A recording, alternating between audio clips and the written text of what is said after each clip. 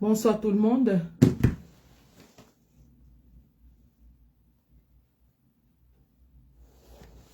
Bonsoir tout le monde. Bonsoir. Alors, bienvenue dans ce live simultané Facebook et TikTok concernant justement l'affaire Francis Ngannou. Merci de vous connecter et de partager.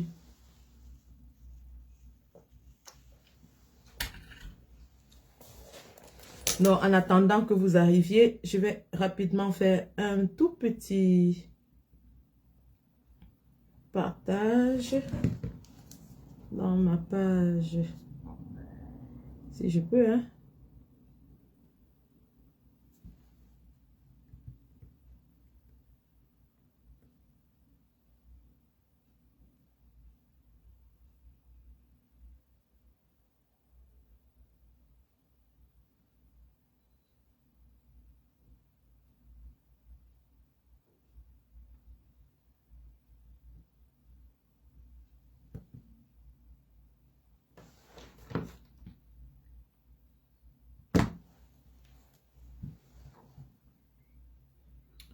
Bonjour, bonjour, bonjour, bonjour. Bienvenue dans ce live où nous allons parler de l'affaire Francis Ngannou.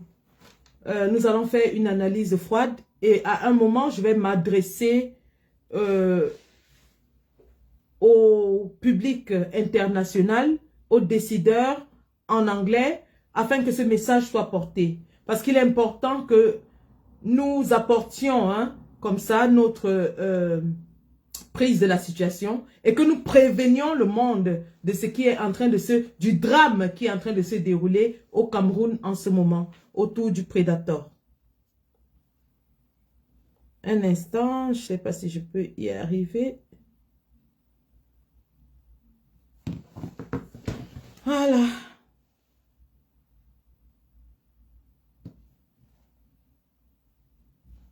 Donc, juste un tout petit partage.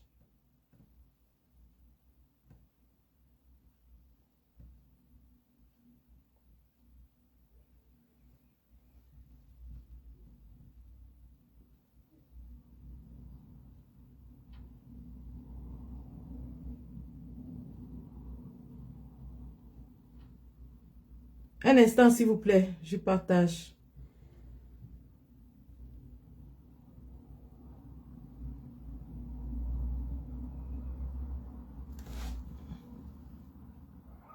Sur TikTok, vous êtes 28 pour le moment. Partageons le live afin de laisser le message au plus grand nombre. Sur Facebook, je ne vois pas encore. Mais bon, nous sommes au tout début de ce live et nous allons nous rassurer que le message est passé parce qu'il est très important.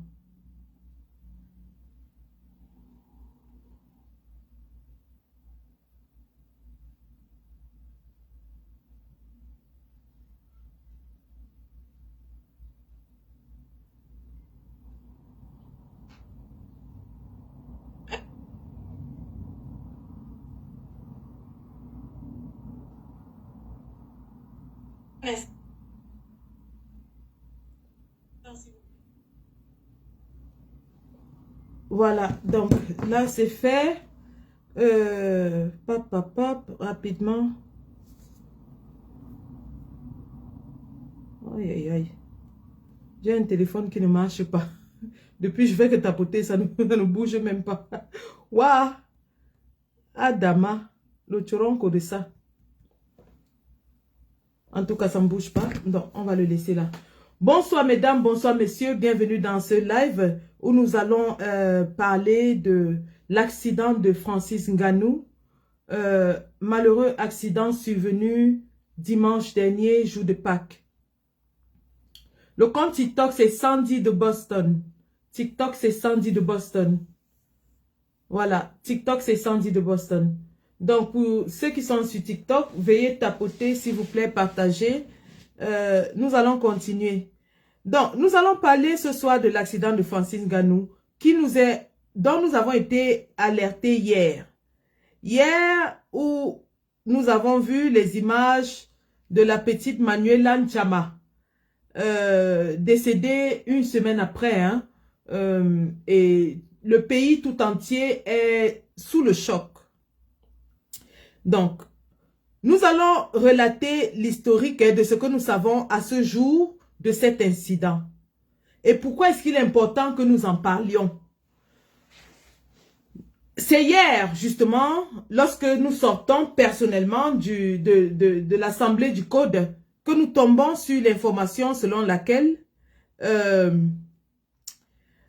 Francis Ngannou aurait percuté une jeune fille qui a été hospitalisée immédiatement. Donc Francis Ngannou s'est arrêté, a porté la jeune fille, l'a amenée à l'hôpital général de Yaoundé et malheureusement, 6 jours après, elle est décédée. Notons que cette jeune fille a subi une opération d'après les informations qui nous arrivent. Hein, et ça, il faudra encore vérifier. Parce que tout pour le moment n'est que basé sur les informations reçues à ce jour. Donc, la jeune fille aurait eu une fracture au bras et à la jambe, aurait été conduite à l'hôpital par le prédateur lui-même. Elle aura subi une opération pour sa jambe et son bras cassés et serait morte 6 jours plus tard. Voilà. Et donc, aujourd'hui, lorsqu'on se réveille, la toile est animée par des cris de tout genre, des gens qui demandent qu'on arrête Francis Ngannou, des gens qui disent que non, on ne doit pas l'arrêter, qu'il a fait ce qu'il fallait, des gens qui disent tout et n'importe quoi. Certains à juste titre et d'autres peut-être pas. Nous avons même vu des tribalistes notoires qui ont récupéré et ont fait un post en disant que Francis Ngannou a tué une fille et quand. Vous voyez à quel point les Camerounais poussent l'horreur, exploiter la mort d'une jeune fille, d'une petite fille, pour des fins de tribalisme. Dit que Francis Ngannou a cogné et tué une fille et quand. Comme si quand cette fille marchait dans la rue à 2 h du matin, c'était écrit sur son front que fille et quand. C'était écrit sur son front que fille et quand. Incroyable. Néanmoins, revenons donc sur les faits. D'après ce qui nous parvient, c'était le jour de Pâques à 2 h du matin.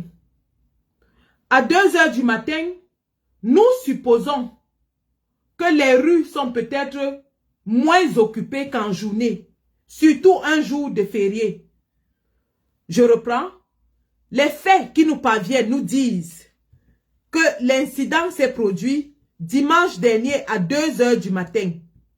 2 h du matin, un dimanche de Pâques, nous supposons qu'à cette heure, les rues sont un peu vidées par rapport à la journée.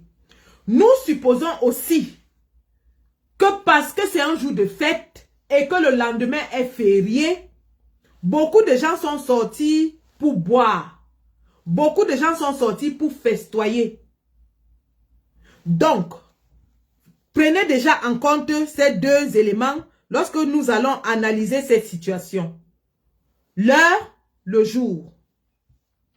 Bien. J'ai entendu certains qui disaient que Francis Ngannou ne doit jamais monter sur la moto. Oh, avec son rang, on ne doit pas conduire la moto. Je vais vous rappeler quelques principes.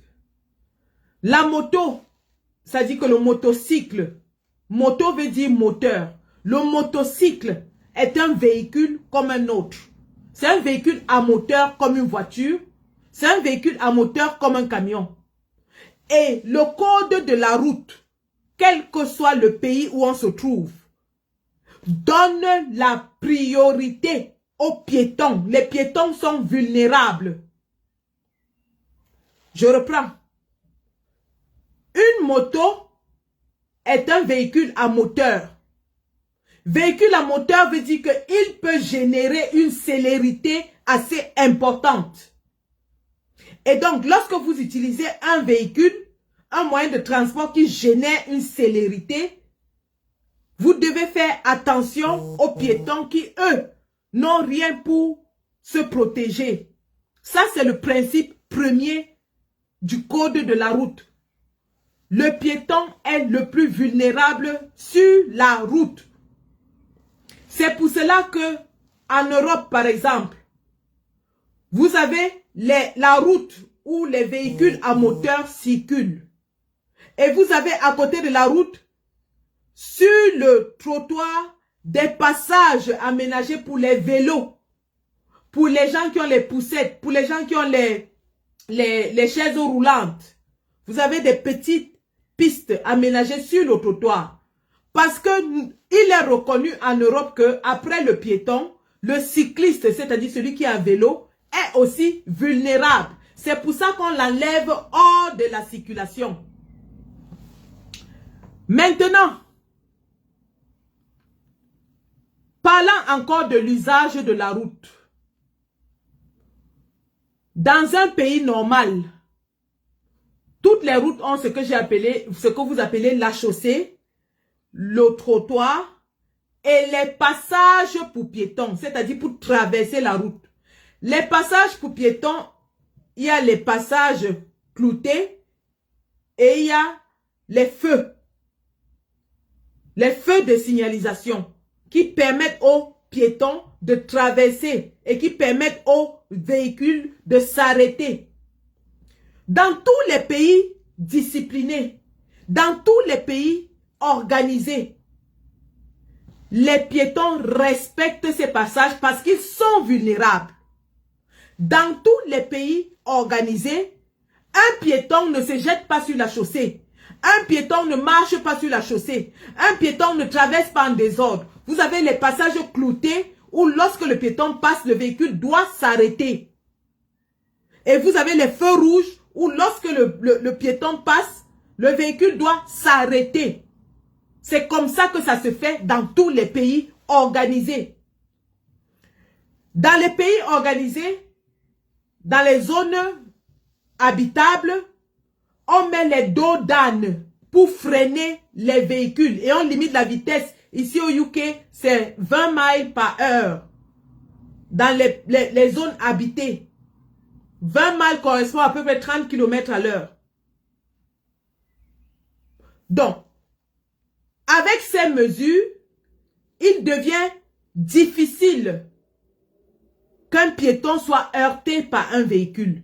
Si le piéton respecte les règles et si les véhicules respectent les règles, les chances d'avoir une collision mortelle sont extrêmement réduites. Que ce soit en zone de haute circulation, que ce soit en zone de basse circulation. Je pose d'abord ces bases avant d'entrer dans le débat, que nous tous on soit d'accord sur le fait que lorsque la circulation est organisée, parce que nous parlons ici d'un homme véhiculé qui a heurté un piéton. Ça, c'est l'histoire que nous avons appris. Que lui, il était sur sa moto et il a heurté un piéton. C'est pour ça que je me concentre sur l'usage de la route par les piétons et par les véhicules. C'est très important ce détail parce que beaucoup sont en train de comparer avec l'affaire de Ténor et nous allons revenir là-dessus.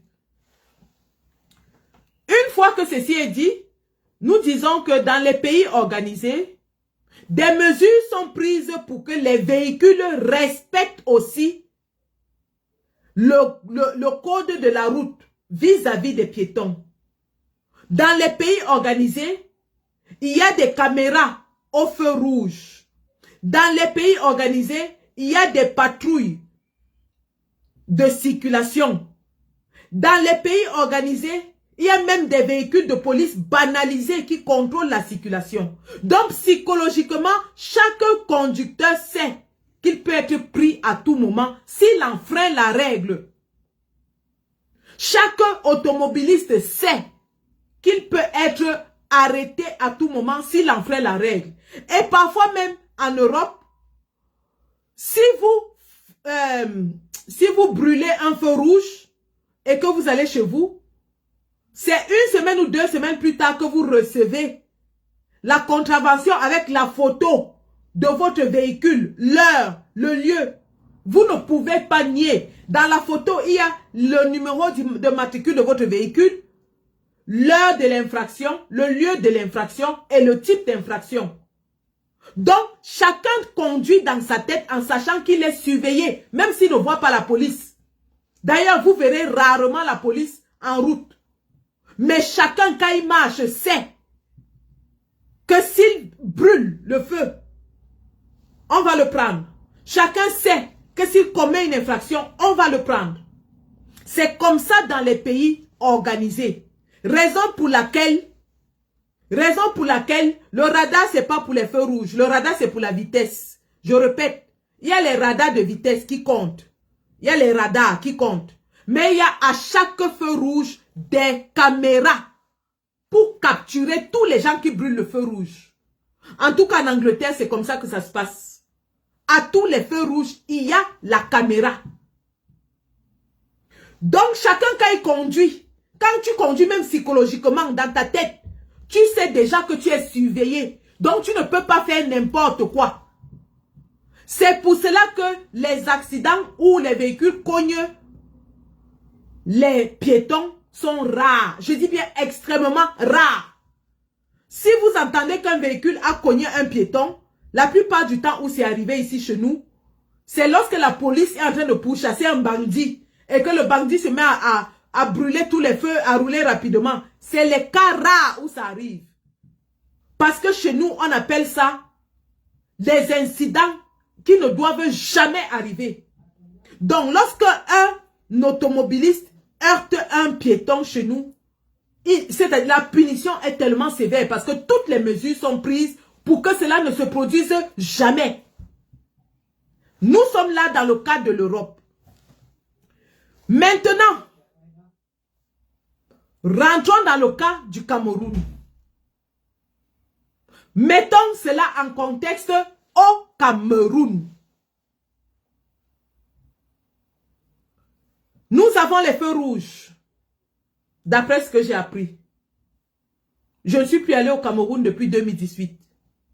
Mais on me dit qu'il y a des feux rouges. Combien d'automobilistes respectent ces feux rouges? Combien d'automobilistes respectent le feu rouge au Cameroun? Quand toi tu t'arrêtes au feu rouge, le taximan à côté t'insulte et il te dit « Hey, avance tes noyaux !» Le feu est rouge, mais lui klaxonne derrière toi, il te dit « Avance tes noyaux !» Enlève ta brouette.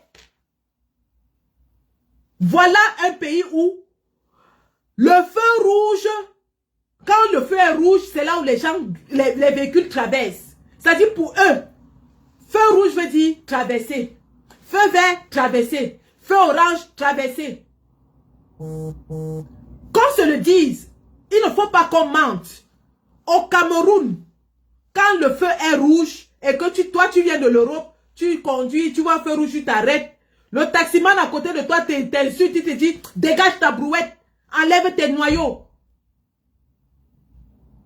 La normale est devenue normale au Cameroun. Ils ont normalisé l'écart et écarté la norme. Les feux rouges qui ne marchent même pas. Les feux rouges qui sont cassés. Les utilisateurs, les usagers de la route se débrouillent à qui mieux au Cameroun. Qu'on se le dise. Les piétons, alors n'en parlons pas. Les piétons sont partout. Ils sont sur la chaussée, ils sont sur le trottoir, ils sont à côté des motos, ils sont à côté des taxis. Chacun faufile comme il veut au Cameroun. Chacun faufile comme il veut.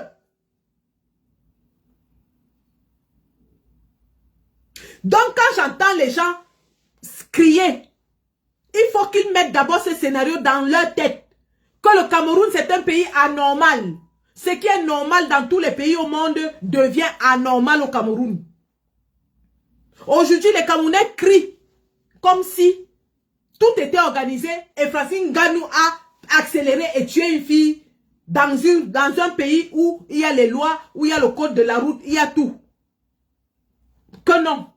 Mettons déjà ça en contexte. Donc, tous ceux qui bavardent là, tous ceux qui jacassent, sachent que le premier coupable de ce qui se passe au Cameroun, c'est l'État du Cameroun. L'État du Cameroun qui, en 43 ans, n'a pas pu construire des routes dignes de ce nom. Il n'y a pas de route digne de nom à Douala ni à Yaoundé. Il n'y a pas de route digne de ce nom n'importe où au Cameroun. Il n'y a pas de code de la route. L'incivisme est généralisé. Voilà un pays où, lorsque les ministres eux-mêmes veulent aller à leur bureau, ils utilisent un cortège motorisé et bloquent toute la route, circulent à toute vitesse. C'est-à-dire les membres du gouvernement eux-mêmes sont les premiers à briser le code de la route. Donc, avant d'aller accuser X ou Y ou Z, mettons cela en contexte. Mettons ça. Même l'État du Cameroun, s'il veut juger Francine Nganou sur ses faits, doit lui-même se juger d'abord.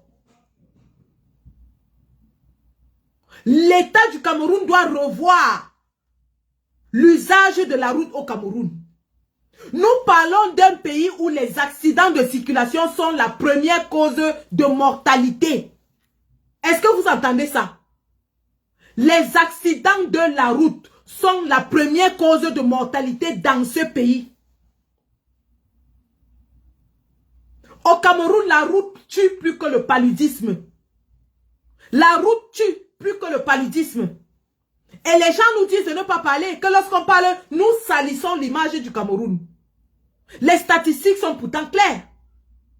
Si vous avez un problème, parce que quelque chose qui cause la mortalité est un problème de santé publique. La route aujourd'hui est devenue un problème de santé publique parce qu'elle tue. Elle tue plus que les maladies.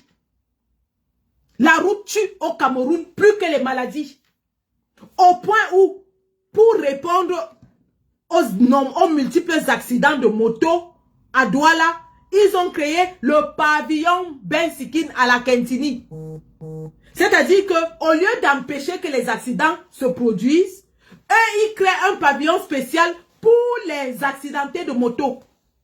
Donc, ça veut dire qu'ils disent aux gens que non, blessez-vous, nous avons déjà un pavillon pour vous. Au lieu de changer ce qui cause tous ces accidents, le gouvernement de Paul Biya décide d'ouvrir un pavillon pour les accidentés de moto. Donc eux-mêmes ils reconnaissent que les motos tuent énormément au Cameroun au point où il y a tout un pavillon pour les accidentés de moto. Voilà donc la réalité de notre pays. Avant de venir s'appesantir sur le cas de Francis Nganou, posons d'abord cette réalité, ce schéma, pour mieux maintenant comprendre. Pour mieux comprendre ce qui s'est passé dimanche dernier. Nous vivons dans un pays où les motos et les accidents tuent plus que n'importe quelle autre maladie. Nous vivons dans un pays où personne ne respecte le code de la route. Que ce soit les piétons, que ce soit les automobilistes. Nous vivons dans un pays où les automobilistes eux-mêmes n'ont pas beaucoup, n'ont pas de permis légaux. Leurs véhicules ne sont pas assurés. Leurs véhicules ne sont pas en état.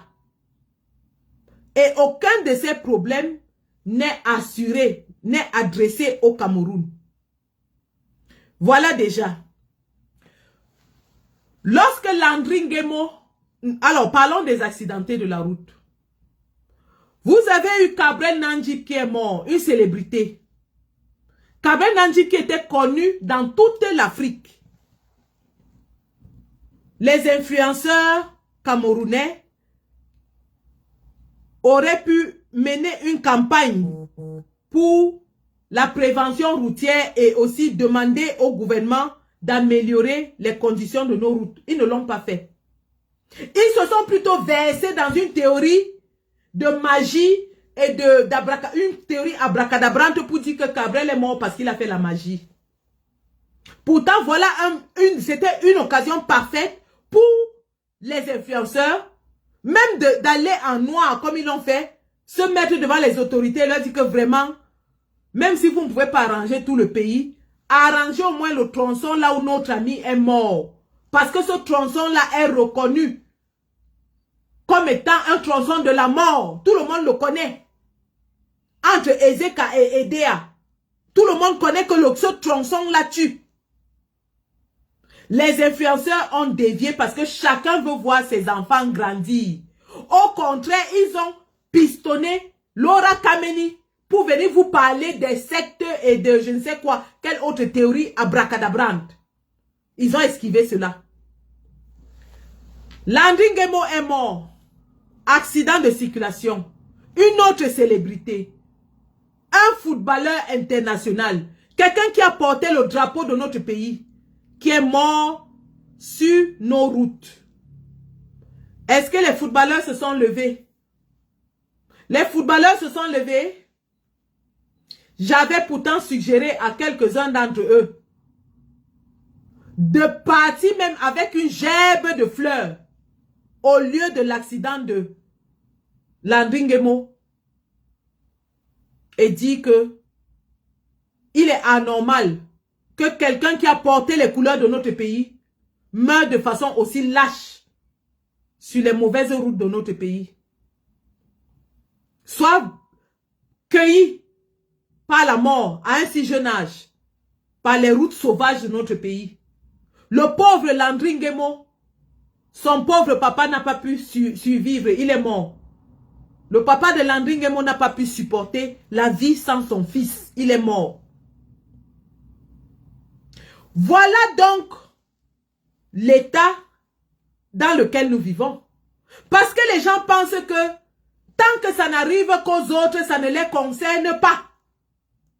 Tant que c'est le voisin qui est arrêté par le bille, qui meurt en route, qui meurt dans les hôpitaux, ça ne le concerne pas. Ça ne concerne que les autres. Voilà l'état dans lequel nous vivons. Revenons sur Francis Ngannou et sur son accident. Et ce soir, le live que je fais ce soir, c'est pour m'adresser à Francis Ngannou. Et à la fin, je vais parler en anglais pour m'adresser aux organisateurs de MMA, de boxe, au monde entier. Et je referai une vidéo pour parler à ces gens. Parce que si Francis Ngannou ne peut pas utiliser sa voix, son aura, son rayonnement pour parler pour le peuple, qu'il sache que lui-même vit avec ce peuple et que les problèmes de ce peuple seront ses problèmes tôt ou tard. Je ne sais pas dans quel pays son fils est mort, paix à son âme, mais je sais aujourd'hui que pour un homme qui a perdu son enfant il y a 1 an, être impliqué dans la mort de l'enfant de quelqu'un d'autre est un drame. Je sais, Francis Ngannou, c'est un garçon qui est très décent. Je sais qu'il est affligé. Je sais qu'il est abattu. Parce que la douleur qu'il vit, et qu'il vit depuis la mort de son fils, il vient de contribuer à infliger cette douleur à d'autres parents. Moi-même ayant perdu un enfant, je sais ce que c'est que la douleur d'un parent qui a perdu son enfant, qui pleure son enfant. C'est une douleur qui ne finit jamais. Il y a 22 ans, j'ai perdu mon premier fils à la Quintini, à l'hôpital à Quintini. Et c'est une douleur qui m'a pris beaucoup d'années à exorciser. Donc je sais que Francis Ngannou est psychologiquement à terre. Ça, je le sais. Parce que c'est un garçon décent. Décent d'ailleurs parce que une fois qu'il a percuté cette fille, il l'a portée et l'a amenée lui-même à l'hôpital. Il s'est chargé des frais d'hôpitaux, du suivi de l'enfant. Et c'est d'ailleurs pour cela que nous allons maintenant aborder son cas en examinant chaque aspect. Donc, il est 2 h du matin. Francis Ngannou peut-être était allé faire la fête, peut-être pas, on ne sait pas. Manuela Nchama était allé faire la fête, peut-être pas, on ne le sait pas. Ce qu'on sait, c'est que 2 h du matin, dans les rues de Yaoundé, Francis Ngannou percute la petite Manuela qui tombe, il s'arrête, il la porte, il l'amène à l'hôpital. Il amène à l'hôpital. La petite, d'après ce qui nous arrive, a 2 fractures. Une fracture au bras, une fracture à la jambe. Et Francis Ngannou s'occupe d'elle. Elle est à l'hôpital pendant 6 jours. Elle est à l'hôpital pendant 6 jours. Elle décède le 6e jour, après l'opération. Il y a beaucoup d'inconnus en ce moment dans cette histoire, mais il y a des choses qu'on connaît et sur lesquelles on peut s'appuyer. Déjà, nous félicitons le prédateur d'avoir fait ce qu'il fallait faire. C'est-à-dire d'avoir apporté assistance à cette jeune fille qui était en danger. Il a pris ses responsabilités, il a amené cet enfant à l'hôpital et il s'est occupé d'elle. C'est déjà très, très louable. Ça, c'est ce qu'on appelle la responsabilité civile. Francis Ngannou a reconnu sa responsabilité civile. Il a pris cette fille en charge. Et son assurance va s'occuper du reste. Il aurait pu fuir comme l'enfant de Mbongo qui avait tué quelqu'un à Ezeka et a fui. Je répète, il aurait pu fuir comme le fils de Mbongo qui avait tué. Il n'a pas seulement cogné, il a tué. Le fils de Mbongo avait tué un enfant à Ezeka avec son véhicule et il a fui. C'est l'armée, c'est-à-dire au moment où il a percuté cette personne, son père était ministre de la Défense. Ce sont les véhicules de l'armée qui sont venus le sortir de la Manu Militari, abandonnant le véhicule sur place. Et rien ne lui a été fait jusqu'aujourd'hui. Je reprends. Le fils de Mbongo avait tué quelqu'un à Ezeka. Son véhicule était complètement broyé. Il a appelé son père qui était ministre de la Défense et c'est l'armée qui est venue le sortir de là, abandonnant le véhicule sur place. Sans rien dire aux familles, aux riverains, rien. On l'a seulement pris, on l'a amené. Jusqu'aujourd'hui, rien ne lui est arrivé pour ça. Donc, Francis Ngannou aurait pu fuir parce qu'au Cameroun, je ne sais pas s'il y a les caméras sur les routes. Je ne sais pas s'il y a les caméras de surveillance sur les routes. Même s'il y avait des témoins qui allaient dire que c'est Francis Ngannou qui l'a cogné, s'il fuyait, qui devait prouver que c'était lui? Sauf si peut-être quelqu'un a pris une vidéo ou une photo. Encore que personne n'a pris de vidéos, de photos parce qu'on les aurait vus au moment de l'accident. Donc ça suppose qu'il n'y avait pas de témoins. Je répète, Francis Ngannou est une célébrité. Si Francis Ngannou a percuté quelqu'un et qu'il y a des témoins, croyez-moi, ça va arriver sur la toile. Les gens vont filmer immédiatement. Les gens à la recherche du buzz vont filmer et mettre dans la toile immédiatement. Parce que les Camerounais n'ont plus de scrupules. Vous avez vu comment on filmait le cadavre de Cabrel Nandjip sorti de la voiture. Parce que chacun voulait être le premier à avoir l'image du mort Cabrel Nandjip. Les Camerounais n'ont plus de scrupules. S'il y avait eu des témoins, quelqu'un aurait filmé. Cependant,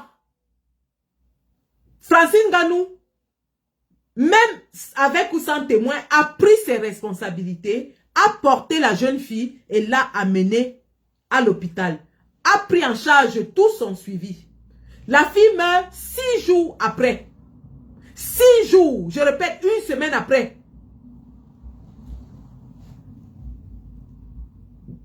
Même s'il est vrai que c'est l'accident qui a causé son hospitalisation, en tant que personnel soignant, il est quand même de bon ton de se poser des questions.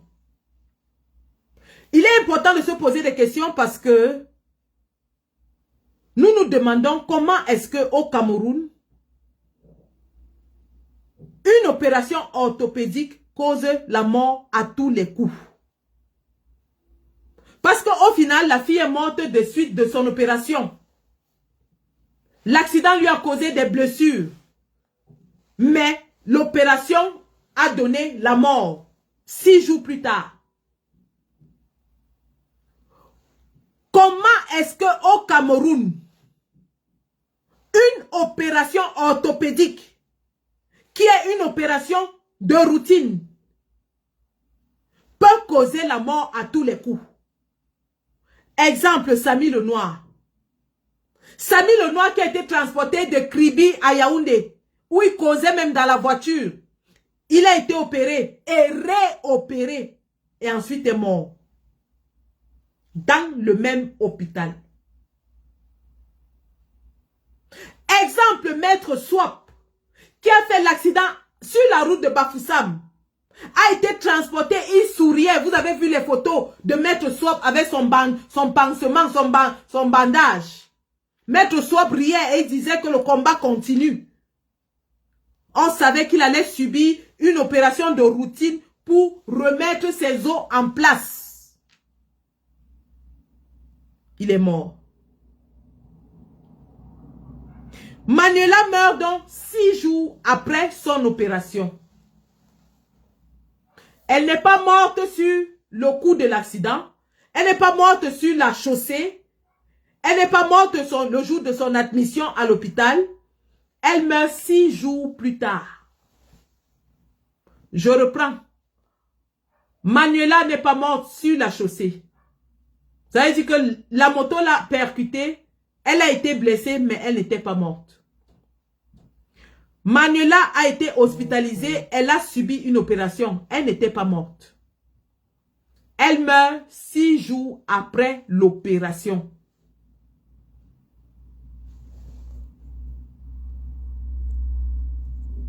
Elle meurt 6 jours après l'opération. Et il est donc de bon ton de se demander... Un instant, je bloque une impertinente qui veut nous distraire. Il est donc de bon ton de se demander, qu'est-ce qui a tué Manuela? Puisqu'elle n'est pas morte sur la chaussée, puisqu'elle n'est pas morte à son admission à l'hôpital, et qu'elle est morte 6 jours plus tard, qu'est-ce qui a tué Manuela 6 jours après son opération et son accident? Voilà la question fondamentale. Et c'est pour ça qu'aujourd'hui, lorsque les gens font le parallèle avec Ténor, nous allons soulever les différences entre les deux incidents. Un instant.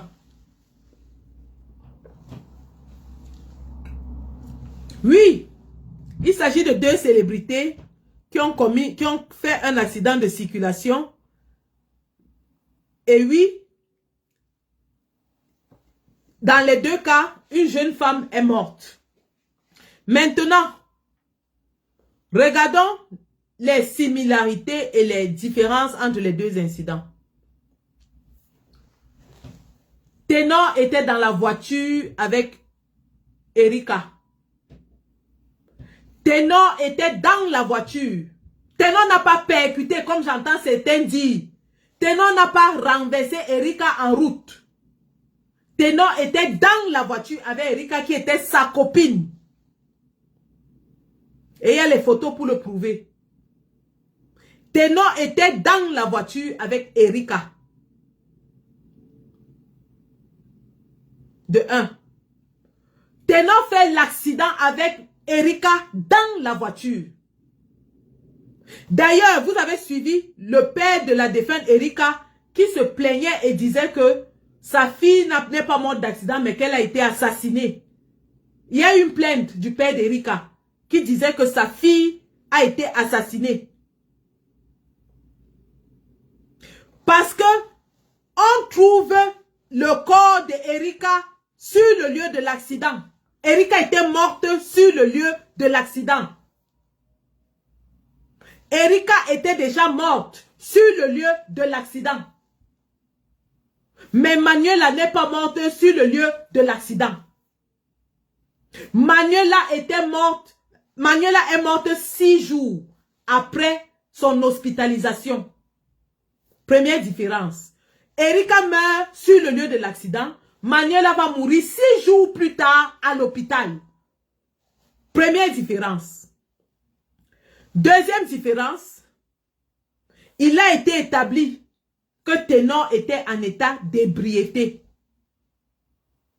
Il a été établi que Ténor était en état d'ébriété. C'est d'ailleurs pour cela qu'il a aussi purgé la peine. Parce qu'il conduisait avec un passager dans son véhicule en état d'ébriété. Pour le moment, il n'a pas encore établi que Francis Ngannou était en état d'ébriété. Pour le moment. Parce qu'il faudra une enquête pour le définir. Et au jour d'aujourd'hui, je ne pense pas que ça pourra être défini. Parce que pour définir l'état d'ébriété, c'est quelques heures au plus tard après l'incident.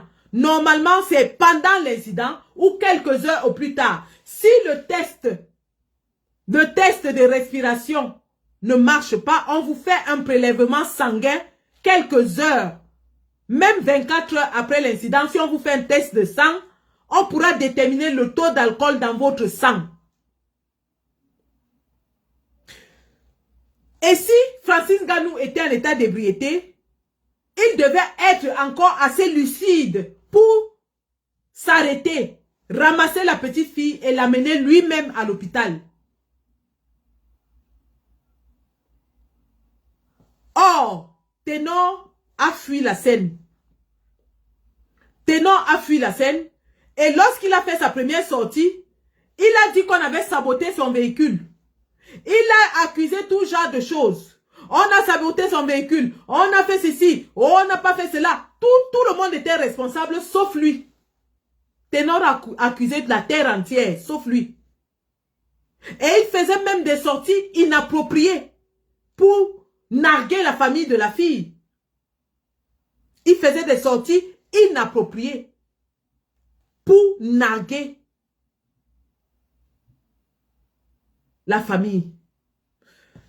A contrario, nous avons un Francis Ngannou qui est silencieux, qui ne dit rien, qui ne communique pas. Et beaucoup lui reprochent ce silence-là. C'est vrai qu'il aurait pu communiquer. Il aurait pu communiquer.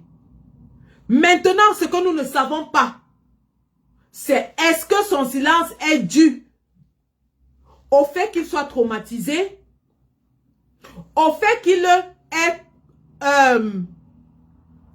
atteint un accord avec la famille sur ce qu'il ne communique pas pour le moment. Est-ce que c'est un conseil de ses avocats? On ne sait pas. Mais son silence, bien qu'il paraisse aujourd'hui comme une culpabilité, est préférable qu'une sortie hasardeuse, malencontreuse, méprisante et injurieuse envers la famille de la victime. Et c'est là où je reviens maintenant vers Francis Ngannou. Parce que vous vous rappelez quand il avait perdu son combat à Riyad contre Anthony Joshua, j'ai fait une sortie et je lui ai dit, Francis, tu devrais t'entourer d'une équipe professionnelle pour manager ta vie et ta carrière. On ne peut pas atteindre ce niveau de richesse, ce niveau de notoriété, ce niveau de rayonnement sans s'entourer des professionnels, Francis. Je te l'avais dit. Parce qu'à Riyad, j'ai vu que tu étais abandonné à toi-même.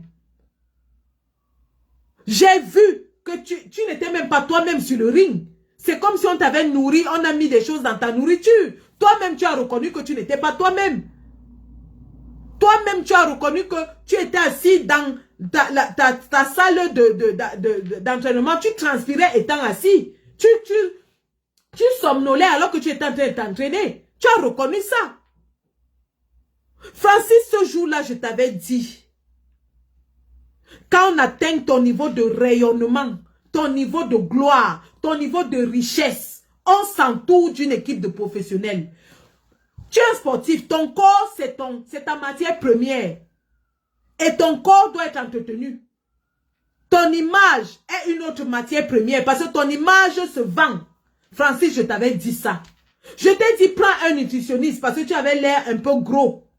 Prends un nutritionniste. Prends un personnel, tu as déjà un coach personnel. Entoure-toi tu as un masseur sûrement, tu es un sportif, ça c'est le B.A.B.A. du sport. Tu as un entraîneur, un masseur, un préparateur physique. Tu as une nutritionniste. Tu as un chargé des relations médiatiques. Ça veut dire que tu ne dois plus prendre la parole n'importe comment dans les médias.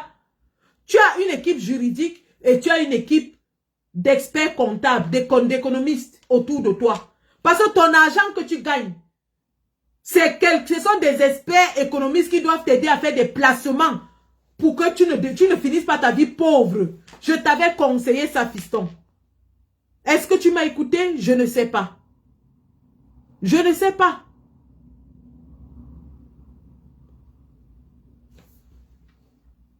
Mais force est de constater que ce manque de communication autour de toi démontre que tu n'as pas une équipe de professionnels de la communication avec toi. Tu n'en as pas, Francis. C'est quand même assez incroyable qu'on atteigne ce niveau de rayonnement et qu'on n'ait pas une équipe de communication autour de soi. Même si tu n'écrivais pas, un communiqué serait sorti. Tu aurais fait un communiqué, Francis. Aujourd'hui, vous avez essayé d'étouffer l'affaire, mais l'affaire est déjà connue sur la place publique camerounaise et peut-être aussi internationale. Mais je te promets, Francis, que je vais porter cela sur les places américaines, anglaises, australiennes, partout. Parce que toi, on doit t'obliger. Je comprends finalement que toi, Francis, on doit te forcer à faire les choses. Francis, un chauffeur peut aussi faire un accident. Un chauffeur n'est pas Dieu. Un chauffeur peut aussi faire un accident. Un accident, c'est un accident. Le jour où vous allez faire un accident, même si c'est quoi, vous allez faire un accident. Vous n'allez pas dire que quelqu'un va éviter de conduire la moto parce que la moto fait l'accident. Il ne va pas conduire lui-même parce que ça va faire l'accident. Le jour où vous allez faire l'accident, vous allez faire l'accident. Ce n'est pas parce que c'est lui qui conduisait la moto. Francis conduit la moto depuis qu'il est un gamin. Vous savez qu'il a fait le Bensiki, non? Donc c'est quelqu'un qui maîtrise la moto. Donc ne venez pas ici nous dire que oui, c'est parce qu'il était sur la moto, c'est parce qu'il avait fait ceci. Arrêtez ça. C'est pas la moto qui est la cause de l'accident. L'accident est causé par l'incivisme et le non-respect du code de la route au Cameroun par tous les usagers. Que ce soit les automobilistes ou les piétons. Et aussi par le manque d'infrastructures et le manque d'entretien, le manque de discipline par le gouvernement. Je reviens à ce que je disais à Francis. C'est quand même assez incroyable qu'à ton niveau de rayonnement, tu ne te sois pas entouré. Tu ne te sois pas entouré. Ça se voit. C'est tellement visible que tu n'es pas entouré. Parce que voilà une situation de crise. Tu ne peux pas communiquer parce que tu n'as pas une équipe de communication de crise. Or, la communication est la première arme quand on est un personnage public. La communication est la première arme. Parce que si tu ne communiques pas, d'autres vont communiquer à ta place. Parce que si tu ne communiques pas, il y aura des contre-vérités qui vont émerger.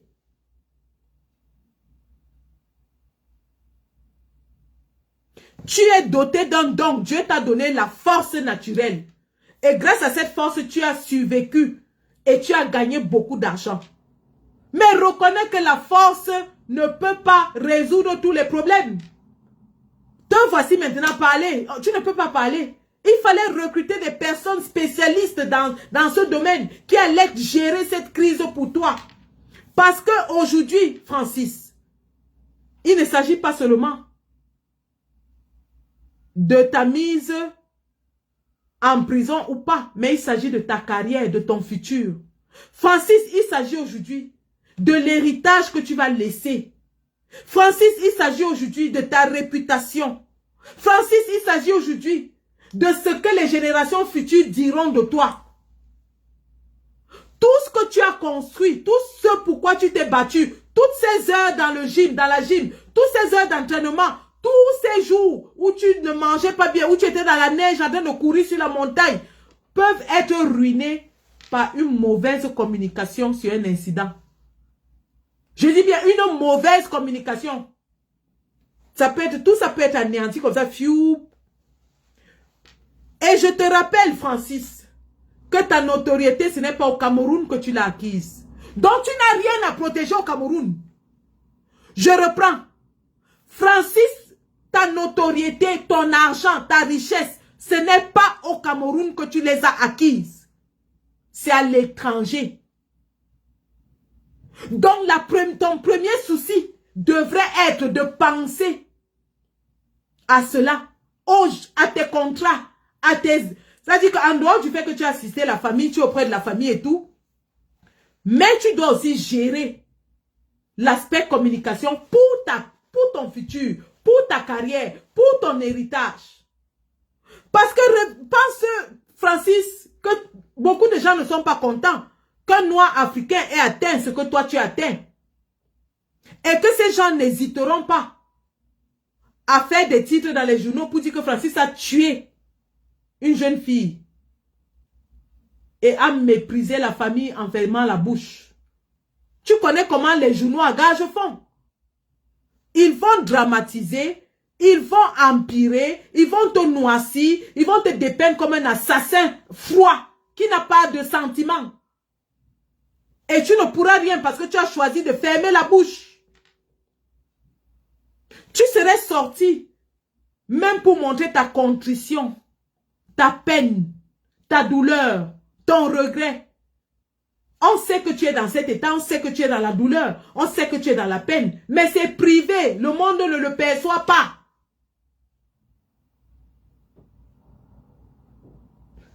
Tu aurais eu une équipe de communication qui aurait fait un communiqué.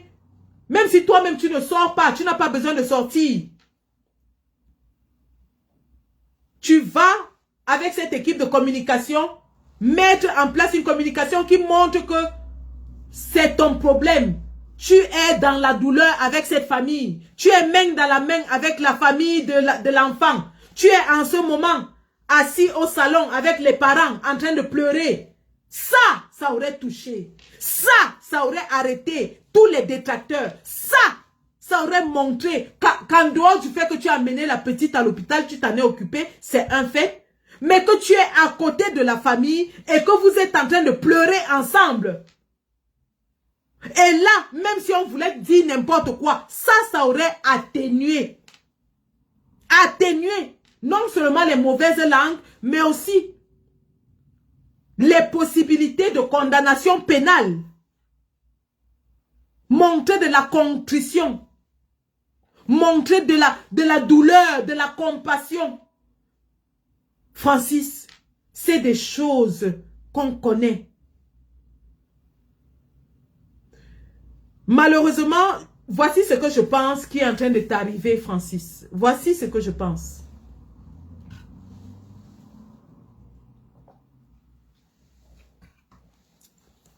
Tu as fait l'accident. Tu as percuté la petite. Tu l'as amenée à l'hôpital. Évidemment, le Cameroun étant fait de vautours et de rapaces, dès que le personnel de l'hôpital t'a vu amener une blessée, quelqu'un a dû appeler, si ce n'est même le directeur de l'hôpital ou quelqu'un d'autre, parce que dès que tu es arrivé, on a dû appeler les plus hauts gradés de l'hôpital. Sûrement, le directeur de l'hôpital ou les plus hauts gradés sont venus et t'ont dit que non, laisse, on va gérer. La petite, on va la soigner, elle va sortir. T'ont même sûrement amené vers soit un commandant ou un préfet ou un sous-préfet. Il dit que non, ne t'inquiète, on va étouffer l'affaire. Moyennant de l'argent. Je suis sûr, Francis, que tu as déjà déboursé beaucoup d'argent. Parce que les vautours sont venus autour de toi comme des mouches qu'ils sont.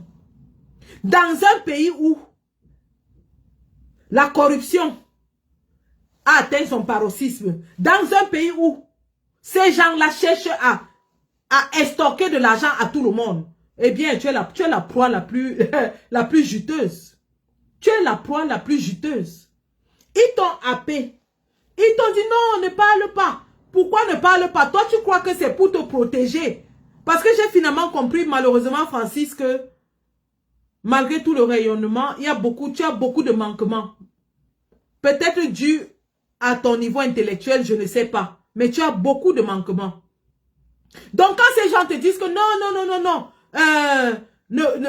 toi, tu crois qu'ils sont en train de te protéger en étouffant l'affaire, alors que eux, ils sont en train d'éviter les autres concurrents rapaces autour de toi. Parce qu'ils savent que si l'affaire s'ébruite, d'autres rapaces comme eux vont venir autour de toi et que eux, ils n'auront plus.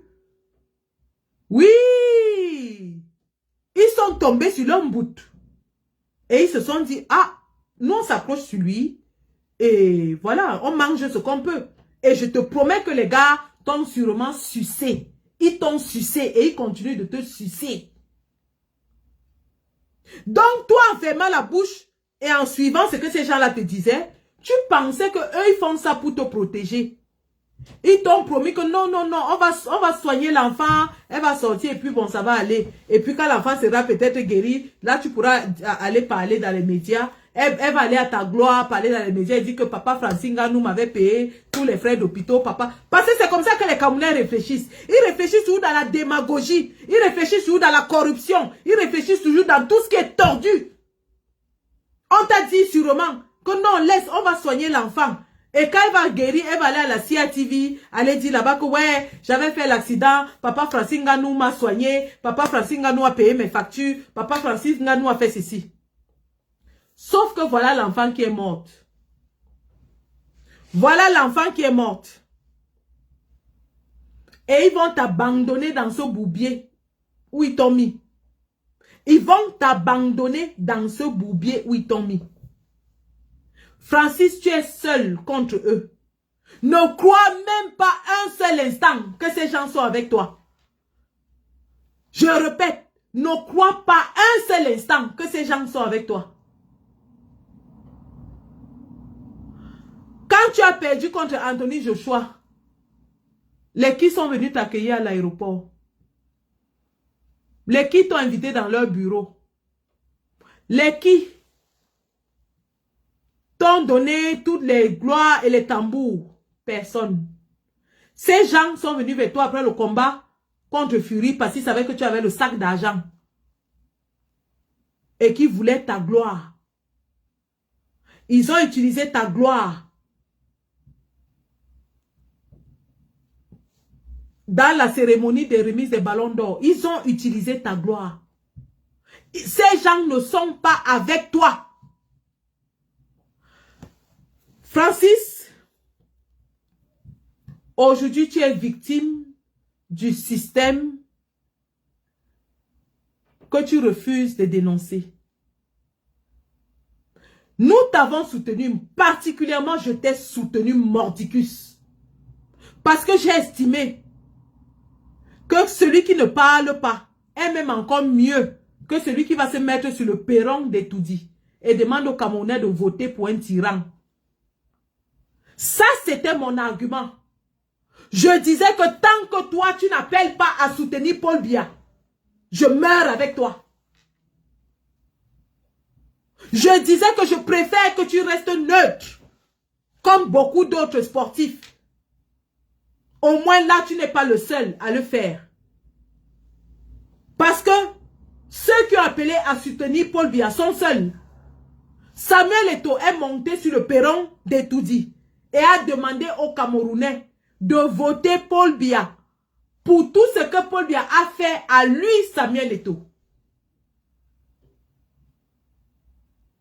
Du coup, nous avons dit, tu es un sportif de haut niveau, c'est normal que tu ailles à la présidence, dans les ministères, je ne sais pas où, n'importe où. C'est normal, tu es un sportif de haut niveau. Mais si tu appelles à voter Paul Biya, c'est là où tu te mets le peuple à dos. Je dis bien, le jour où tu vas ouvrir ta bouche et demander de voter pour Paul Biya, tu es mort. Tu es mort médiatiquement. Et rappelle-toi, tu es Bamileke. Les choses qu'on pardonne aux autres, on ne te les pardonnera pas. Je répète, hein, peut-être si parce que tu as l'argent, ils te font la cour, tu penses que tu es avec eux. Rappelle-toi que tu es Bamileke. Et le jour où tu vas tomber entre leurs mains, Les choses qu'on pardonne à d'autres sportifs qui ne sont pas Bamileke, on ne va jamais te les pardonner dans vos milieux-là. Ils ne vont jamais te les pardonner. Tu n'es pas avec eux. N'oublie jamais ça. On t'utilise parce que tu as de l'argent. N'oublie jamais ça. Et que tu as un rayonnement international. Francis, tu es aujourd'hui dans une situation où tu es vulnérable. Vulnérable du fait que tu ne sais pas ce qui va se passer demain.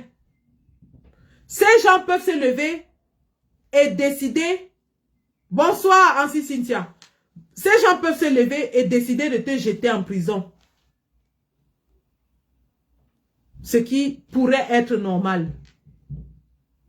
Mais ils peuvent aussi décider, cyniques qui sont, de te dire que vraiment, comme tu vois là, ce que tu as fait, nous on ne sait pas comment on va se défendre, mais comme c'est toi le prédateur, on ne peut pas te mettre en prison. Par contre, vraiment, tu vois que on est en train de prendre un risque en ne te mettant pas en prison. Les opposants vont parler, donc il faudra que en retour, tu apportes ton soutien à notre campagne. Et toi, te sentant redevable envers eux, tu pourrais tomber dans ce piège et apporter ton soutien à la campagne du RDPC. Mais je vais te dire maintenant pourquoi ce serait ton arrêt de mort, Francis. Parce que tout de suite là, je vais tuer ça dans l'œuf. Et je ne tue pas ça dans l'œuf au Cameroun, je tue ça dans l'œuf à l'international. Je tue ça dans l'œuf là où tu gagnes ton argent, Francis. Je tue ça dans l'œuf là où tu vas manger. Nous allons tuer ça dans l'œuf maintenant. Francine Nganou, si tu te lèves et vas faire la campagne de Paul Biya parce qu'on ne t'a pas jeté en prison, sache que nous allons faire dès ce soir, la première vidéo sera adressée à l'UFC, au FPL. Ma première vidéo ce soir va s'adresser à l'UFC et au FPL. En anglais, je vais la faire en anglais ce soir. Ma première vidéo en anglais va se faire à l'UFC et au FPL. Parce que c'est là-bas que tu gagnes ton argent. Si tu gagnes avec le RDPC, tu vas perdre avec eux. C'est moi qui te dis.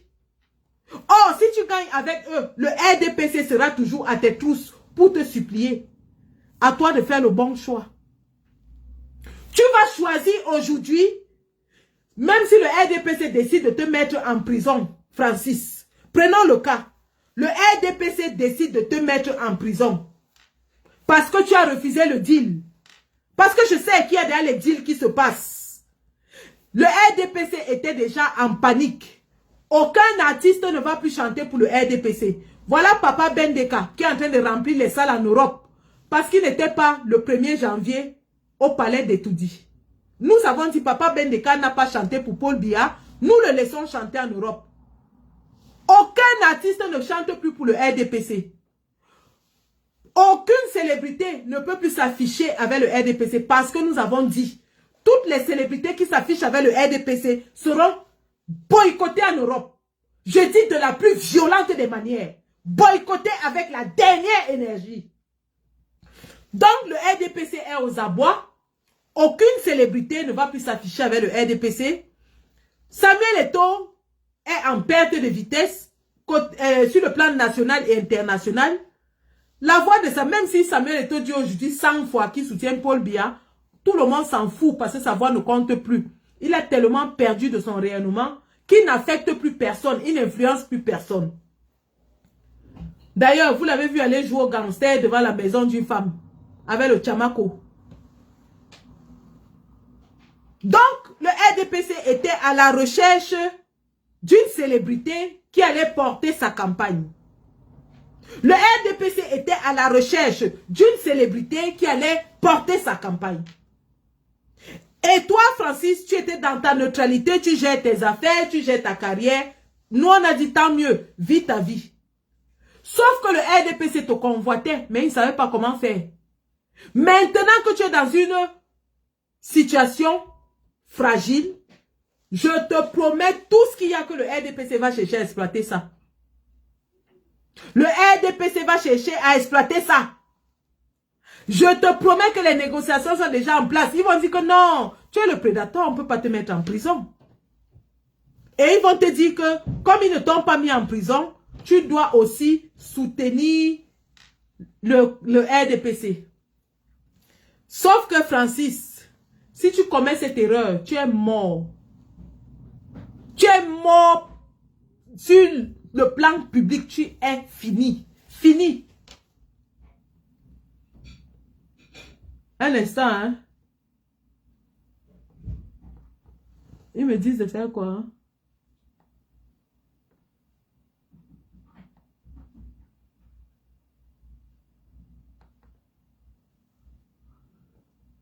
C'est sur TikTok. Ils sont en train de déranger.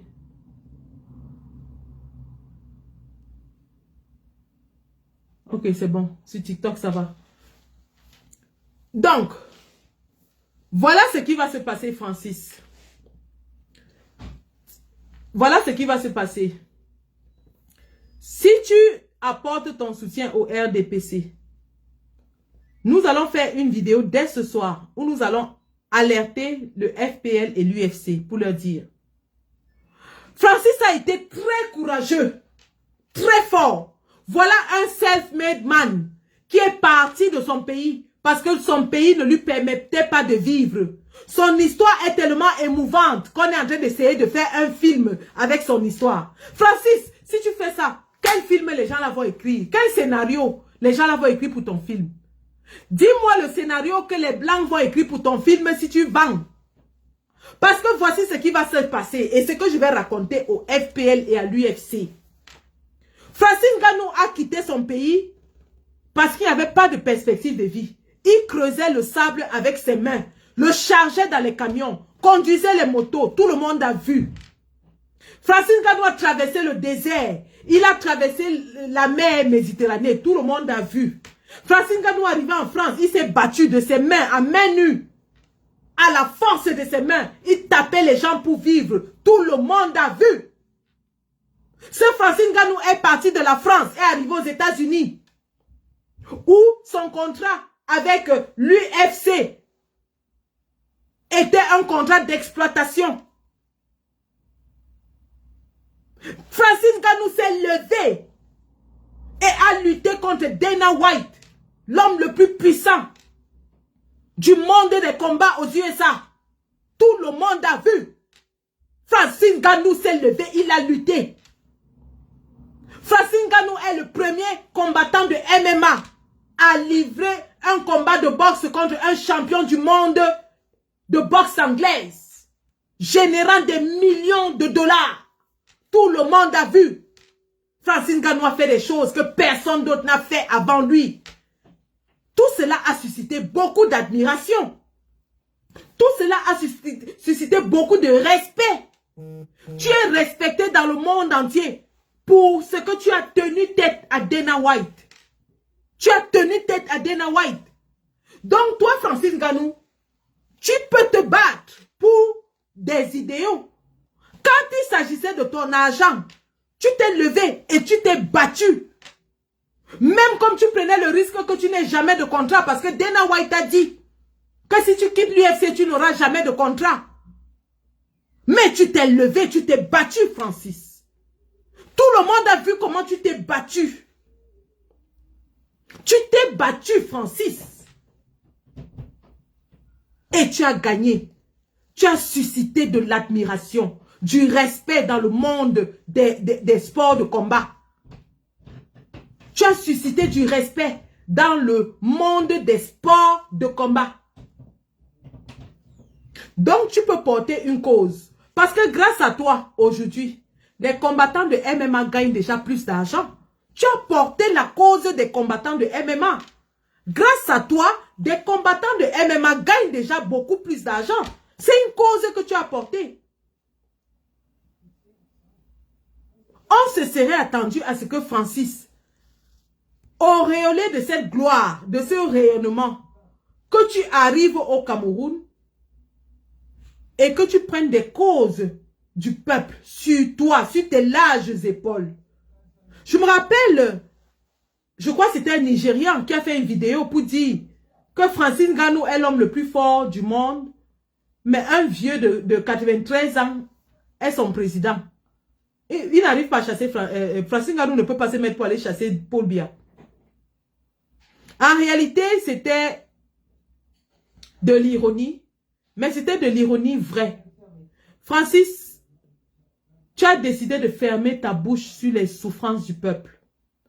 Tu as décidé de fermer ta bouche sur les exactions du gouvernement. Tu as décidé de fermer la bouche sur comment le pays fonctionne. Alors que toi-même, tu vis dans ce pays. Voilà que les accidents qui affectaient les pauvres personnes t'ont affecté.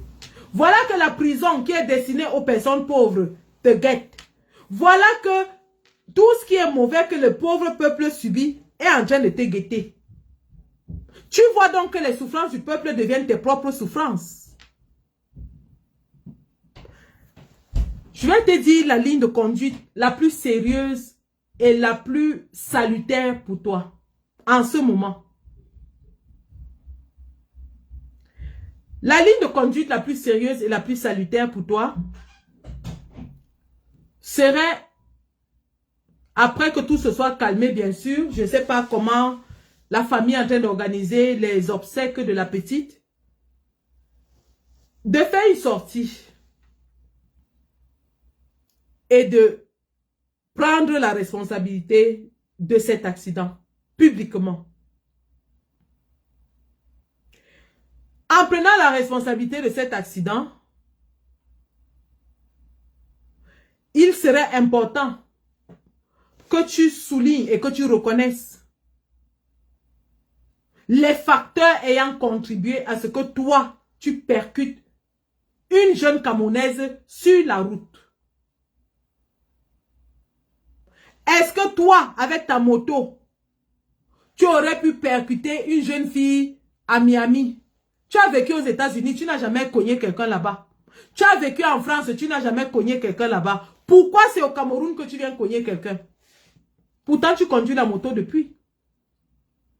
Tu as vécu aux États-Unis, tu n'as pas cogné. Et aux États-Unis, les routes sont larges comme ça.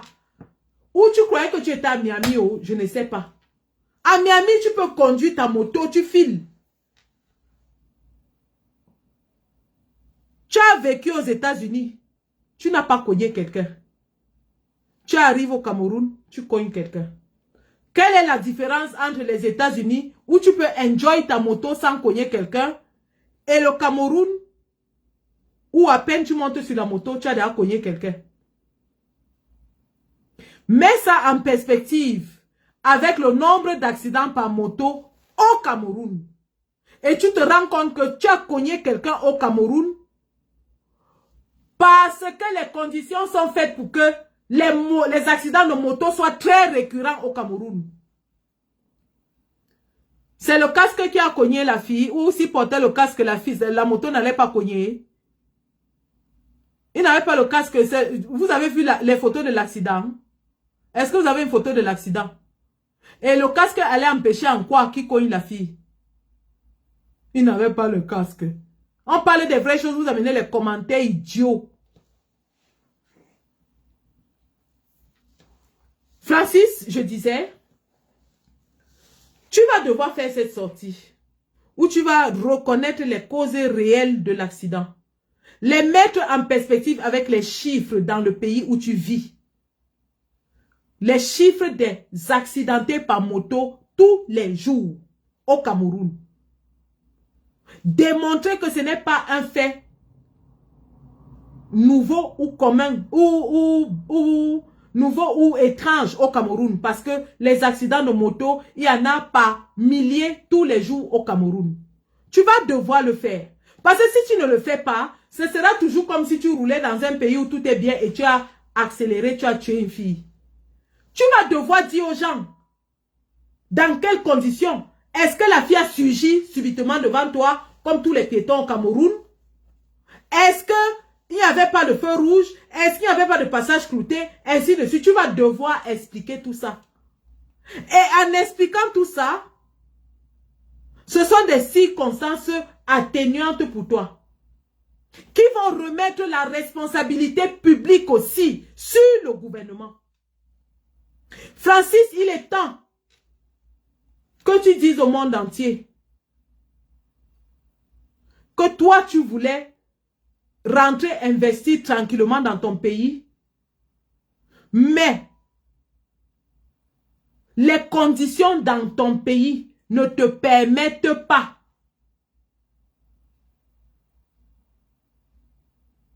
Autant tu t'es levé contre Dana White, autant tu dois te lever pour le peuple.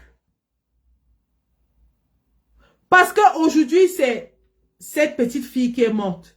Est-ce que tu sais si demain, ce sera un employé dans ton chantier et on va encore dire quoi de toi?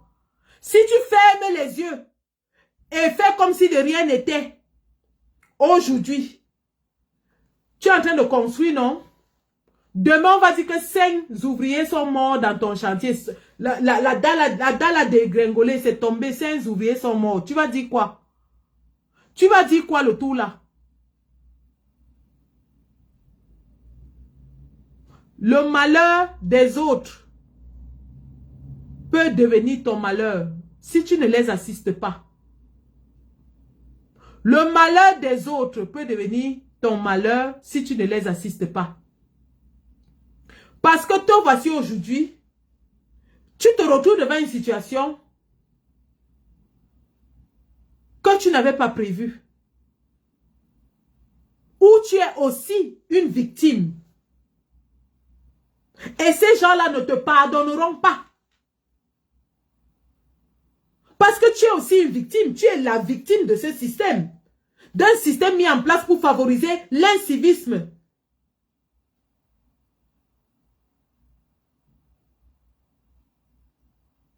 Si tu continues de fermer les yeux, fermer la bouche, fermer les oreilles, faire comme si toi tu vivais dans Jupiter et le reste des Camerounais vivaient dans Mars. Demain, ce sera dans ton chantier. Et crois-moi, le tout là, ils ne te louperont pas. Ils ne vont pas te louper. Ces gens, si tu ne les connais pas, les gens du RDPC là, si tu ne les connais pas, ils sont même à mesure d'aller saboter ton chantier pour tuer les gens. Et qu'on t'accuse encore. Ils sont en mesure d'aller saboter ton chantier pour tuer les gens et qu'on t'accuse encore. Et là, ils vont dire que bon, tu as vu l'autre fois, on t'avait laissé, mais vraiment là, on ne peut plus rien pour toi. Ils vont t'enfermer. Ils vont t'enfermer. Et si tu fais l'erreur de tomber dans la corruption, tu es mort. Tu fais l'erreur de tomber dans la corruption, Francis. Ils vont te sucer, sucer, sucer, sucer, sucer. Ils n'auront pas de limite. Tu vas donner jusqu'à ce que tu n'aies plus rien. Chaque jour, ils vont venir avec quelque chose de nouveau pour que tu donnes. Chaque jour, ils vont venir avec une nouvelle menace pour que tu donnes. Et tu vas donner, donner, donner, donner, donner, donner, donner, jusqu'à ce que tu n'en puisses plus. Donc, si tu tombes dans le piège de la corruption du RDPC, le RDPC va te sucer et te tuer à petit feu. Ils vont te sucer et te tuer à petit feu. Francis, tu es dos au mur. Tu es dos au mur. Tu as 2 choses à faire. Montrer de la contrition, de la compassion envers la famille de la petite. Les assister, les accompagner. Et ça, tu le fais déjà. 2, communiquer. Mais dans ta communication, tu dois être très, très intelligent. Tu dois te libérer dans ta communication et non te positionner en esclave du RDPC. Je répète, tu dois te libérer. Parce que ces gens-là te tiennent maintenant. Ta communication doit te libérer. Je vais te dire une chose, Francis. Après la vidéo que nous allons faire ce soir en anglais pour parler à l'UFC et au FPL, le monde entier va reprendre cette affaire d'accident. Et tout le monde va attendre ta sortie. Ta sortie sera très, très attendue. Donc, utilise cette sortie pour avoir un impact mondial. Utilise cette sortie pour te donner le pouvoir qu'on veut t'enlever.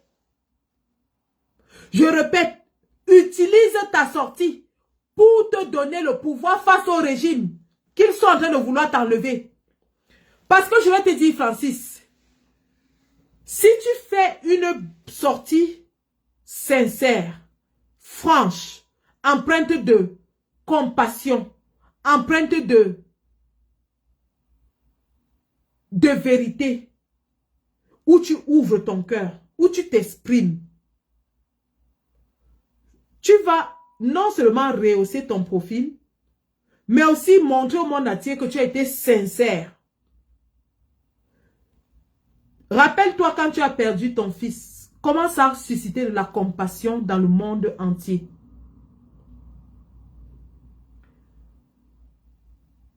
Ta sortie sera attendue par le monde. Utilise-la. Utilise cette sortie. Au besoin, va chercher même des spécialistes de la communication pour te dire comment tu vas communiquer. Parce que ton avenir va dépendre de cette communication-là. Ne fais pas comme Ténor qui était sorti pour dire que sa mère a pris du poids alors que la petite Erika était dans la glace. Cette sortie fera que si le RDPC t'arrête, le monde entier va s'insurger. Je reprends, Francis. Ta sortie que tu feras après que peut-être tu te sois remis.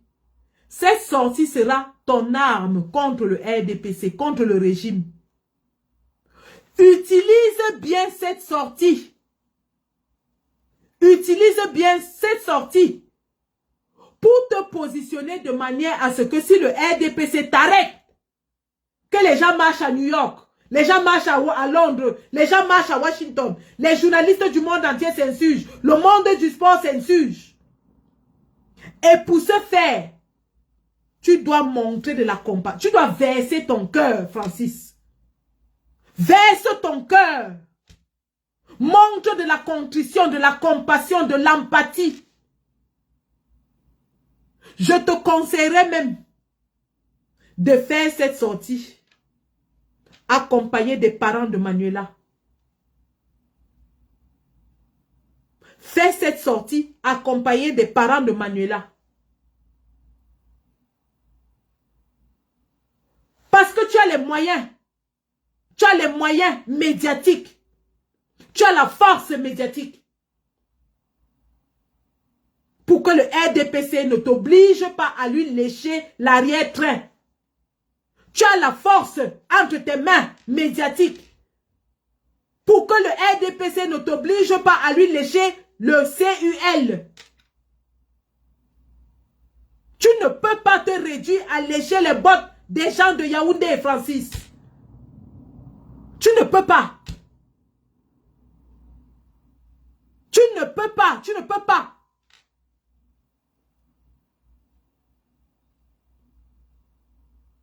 Montre ta contrition. Montre ta douleur. Montre ça. Parce qu'on sait que tu l'as. On sait qu'en ce moment, tu es dans la peine. Montre ça. Montre que tu as été aux côtés de cette famille depuis le premier jour jusqu'à la fin. Montre que tu as été avec eux main dans la main. Et ce n'est que lorsque tu le feras que même l'opinion publique mondiale se mettra à tes côtés. Parce que ce qui est en train de se passer pour le moment, c'est qu'il y a une frange du public qui est en train de monter pour te vilipender.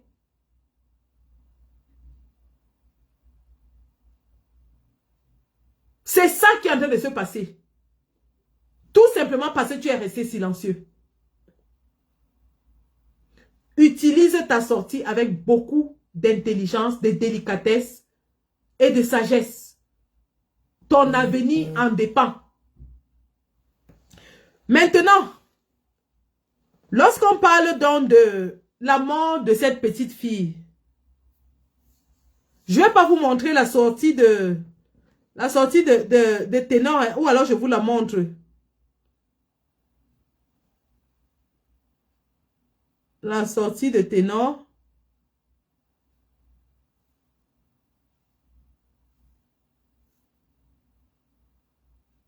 Qui a énervé.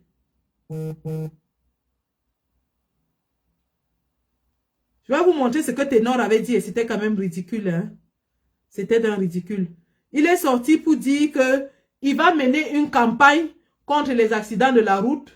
Et il est sorti dit sa mère a pris du poids. Donc sa mère prend du poids pendant que la mère d'Erika est en train de maigrir, de pleurer. C'était vraiment pas, c'était pas bien. Mais pour le moment, le prédateur n'a pas encore fait de sortie malencontreuse, même quand on lui reproche son silence. Cependant, nous allons maintenant parler de la mort de la petite, la mort de Manuela. Donc, Manuela est conduite à l'hôpital général avec 2 fractures, nous dit-on. Une fracture à la jambe, une fracture au bras. Première chose en tant que personnel soignant, le saignement. Que ce soit des fractures internes ou externes, le saignement. Parce que si c'est 2 fractures, il y a 2 sources de saignement. Donc ma première urgence serait d'arrêter le saignement, de sécuriser les fractures et de sécuriser le patient. Une fois que c'est fait, lorsque le patient est stable, on va passer le patient au scanner et à tous les autres examens pour voir s'il n'y a pas d'autres dommages dans ses organes. Je vous rappelle, pour ceux qui disent que Francis était à très grande vitesse, c'est pour ça qu'elle a eu 2 fractures. Les fractures lors d'un accident sont dues à 2 choses. La percussion et le point de chute. Je reprends, hein. Les fractures dans un accident sont dues à 2 choses. Le point de percussion et le point de chute. Si Francis était à grande vitesse, à très grande vitesse, cette fille ne vivrait plus. Elle serait morte sur le champ. Et nous avons les accidents de moto tous les jours où les gens meurent sur le champ. Je reprends. Si la vitesse était aussi grande que cela, cette fille serait morte sur le coup. Elle n'aurait eu aucune chance de s'en sortir. Parce qu'avec la moto, quand la moto te cogne, tu retombes immédiatement sur le sol. Alors qu'avec la voiture, quand la voiture te cogne, tu retombes d'abord sur le capot avant de tomber sur le sol. Est-ce que vous me comprenez? Quand la moto percute un piéton, son seul point de chute, c'est le sol. Quand la voiture percute un piéton, il rebondit d'abord sur le capot, ensuite il va au sol. Donc il y a un amortissement du choc au niveau du capot avant de retomber sur le sol. Première chose, aux gens qui spéculent là. Première chose. Deuxième chose, il a porté cette fille, il l'a amenée à l'hôpital. Le fait qu'elle ait vécu à l'hôpital pendant 6 jours démontre à suffisance qu'elle n'est pas morte de l'accident. Elle n'est pas morte de l'accident, mais elle est morte des soins à elle donnés à l'hôpital suite à l'accident. Ce qui nous ramène encore justement à ces soins. Au 21e siècle, et là vraiment j'aimerais un jour que le professeur Baebek, qui est le meilleur médecin orthopédiste du Cameroun, qui forme de nombreux médecins orthopédistes, nous explique encore pourquoi au Cameroun, des gens meurent de simples fractures. Je ne comprends pas. J'aimerais un jour que le professeur Baebek puisse nous aider à éclaircir nos lanternes là-dessus. Pour le moment, en ce qui concerne cette fille, on ne sait pas encore ce que le scanner a montré. Si elle a eu d'autres organes endommagés, c'est-à-dire le foie, la rate, d'autres organes ont-ils été endommagés? On ne sait pas encore. Ça pourrait être le cas, ce qui peut aggraver la prise en charge du patient. Parce que je ne comprends pas qu'une simple fracture, qui est une opération de routine, puisse tuer un patient au Cameroun. Pas qu'une fois, pas que 2 fois. Est-ce qu'il y avait d'autres circonstances qui ont aggravé la prise en charge de la patiente? Est-ce qu'il y a eu septicémie? Parce qu'il y a eu double opération. Est-ce qu'elle a tellement perdu du sang qu'on n'a pas pu remplacer tout son sang? Est-ce qu'elle a eu juste... Elle n'est pas morte suite au choc. Elle a fait 6 jours à l'hôpital. Le choc, est-ce que vous savez ce qu'on appelle choc? Même en médecine, est-ce que vous savez ce qu'on appelle choc? Le choc tue en moins de 24 heures. Je répète, le choc tue en moins de 24 heures. Elle est morte suite au choc. Quelqu'un qui a fait 6 jours à l'hôpital, 6 jours, elle est morte suite au choc. Elle est morte suite aux soins administrés à l'hôpital. Maintenant, en Europe, lorsqu'un patient meurt à l'hôpital, la première chose qu'on fait, c'est qu'on rassemble tous les documents relatifs aux soins donnés. On revoit comment le patient est arrivé, qu'est-ce qu'on lui a administré, les soins qui ont été donnés, comment elle a réagi, ainsi de suite, ainsi de suite, ainsi de suite. Sergent Boya, tu étais là pour savoir qu'elle n'a pas fait de scanner. Tu étais là. Tu as son dossier médical. Elle est morte d'hémorragie crânienne. Tu as le dossier médical.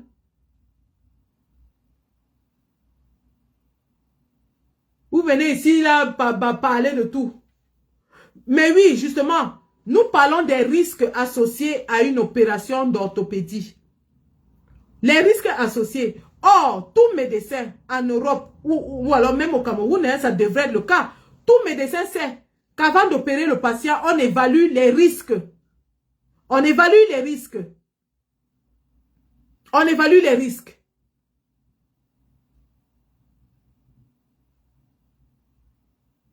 Il y a le risque d'embolie. Mais comment est-ce qu'on mitige le risque? Avant de commencer une opération, on met un plan en place pour mitiger les risques. C'est ce que nous faisons, c'est ce que je fais tous les jours. Lorsque je reçois un patient, avant de l'amener au bloc, on évalue tous les risques et on essaie de mitiger, on met un plan en place pour mitiger les risques associés aux soins post-opératoires. D'ailleurs, il y a une prise en charge pré-opératoire où nous donnons des anticoagulants, nous donnons beaucoup de choses aux patients, nous donnons des stéroïdes, nous donnons beaucoup de choses pour préparer le corps à l'opération. On donne des antibiotiques à titre prophylactique. On donne beaucoup de choses aux patients avant qu'il n'entre au bloc. Et dès que le patient ressort du bloc, pendant qu'il est encore même en réanimation, on lui administre beaucoup de choses là-bas pour prévenir. Et pendant qu'il est en réanimation, on continue d'évaluer le patient. Est-ce qu'il est en train de perdre du sang? Est-ce qu'il y a un choc homogénique? Est-ce que tous ces soins-là ont été appliqués à la patiente? Est-ce qu'il n'y a pas une défaillance au niveau des soins? Est-ce qu'il n'y a pas une défaillance au niveau des soins?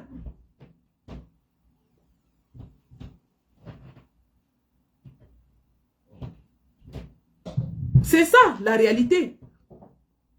Parce qu'un patient ne peut pas faire 6 jours à l'hôpital, a eu une double opération, et meurt comme ça, des opérations orthopédiques, des opérations de routine. Quels sont les éléments qui ont été pris en compte avant qu'on opère cet enfant?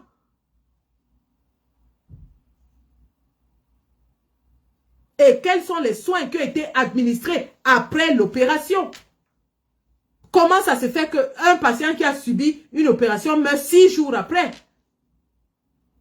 Ici, chez nous, si vous faites ça, on arrête tous les médecins infirmiers qui étaient aux soins de l'enfant là. Première chose, on vous suspend avant de mener l'enquête. Tout le monde qui était impliqué dans les soins de l'enfant, on suspend tout le monde. On mène l'enquête. On recueille tous les documents. C'est pour ça qu'ici, chez nous, tu donnes un comprimé au patient, tu documentes. Tu donnes de l'eau. Je dis même rien que de l'eau à boire au patient. Tu documentes. Et l'heure à laquelle tu as donné l'eau et la quantité d'eau que tu as donnée. Parce que même la quantité d'eau que le patient boit peut le tuer. S'il est peut-être sur un régime de réduction de fluide et que toi, tu lui donnes beaucoup d'eau à boire, ça peut le tuer. Chez nous, ici, je dis que le patient te dit, nurse, I want some water. Tu lui donnes un verre d'eau, c'est 200 millilitres, les verres qu'on a à l'hôpital. 200 millilitres. Directement, tu vas dans sa documentation, tu mets 200 millilitres donnés et tu mets l'heure à laquelle tu as donné. Parce que si quelque chose arrive au patient, on revoit tout ça. On revoit tout ça. Si le patient a mangé, nos aides-soignantes, elles ont des chartes où elles enregistrent tous les repas du patient. Ça veut dire si le patient a mangé de la pâte, des pastas avec du fromage, dessert, peut-être une crème brûlée. Tu enregistres tout ce que tu donnes au patient. Tout.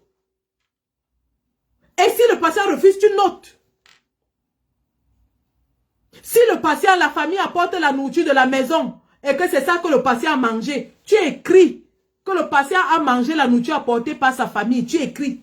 On ne néglige rien. Parce que peut-être la nourriture qu'on a apportée était infectée. On peut, oui. Après une opération, je vais vous dire.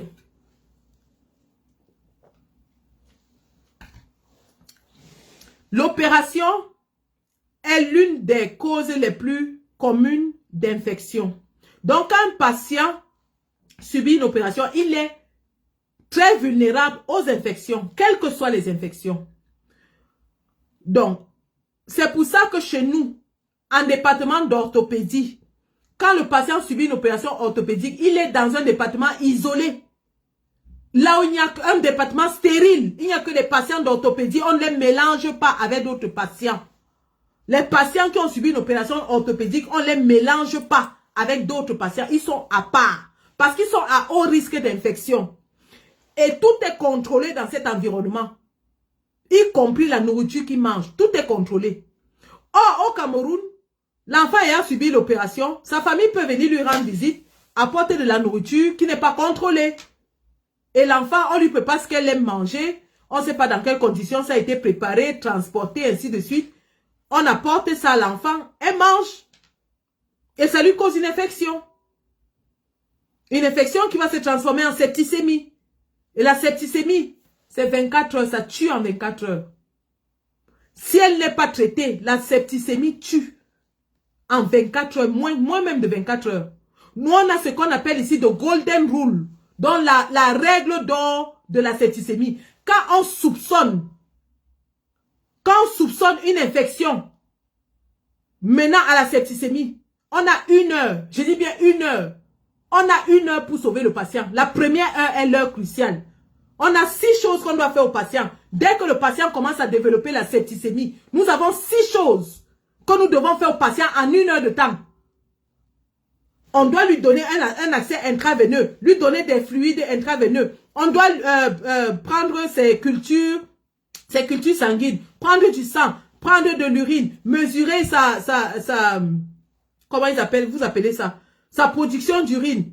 On doit mesurer parce que l'un des premiers signes de septicémie, c'est les organes vitaux arrêtent de fonctionner. Et un des organes vitaux, ce sont les reins. Donc, quand les reins ne produisent plus l'urine en quantité suffisante, on soupçonne la septicémie. Immédiatement, on engage ça. On donne des antibiotiques de choc tout de suite. Et quand un patient meurt de septicémie chez nous, on revoit la première heure, ce que toi, en tant que soignant, tu as fait.